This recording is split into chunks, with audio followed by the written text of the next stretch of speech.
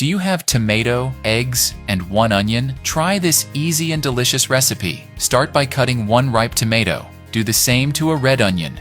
Cut it in half, then into thin strips. In a medium bowl, add 3 whole eggs and mix until combined. Then add 1 pinch of salt, 60 milliliters of milk. In a large skillet, add 1 tablespoon of unsalted butter. Add the onion strips and fry them. Put them together in the center of the skillet. Add the tomato strips and arrange them just like this. 1 pinch of salt, pour in the eggs, add 1 pinch of black pepper, and let it all fry for 5 minutes. Add 100 grams of grated mozzarella cheese. Add oregano to taste and let it all fry until the cheese has fully melted. That recipe is ready. You may now serve and enjoy it. Thank you for sharing this recipe. See you next recipe. Bye.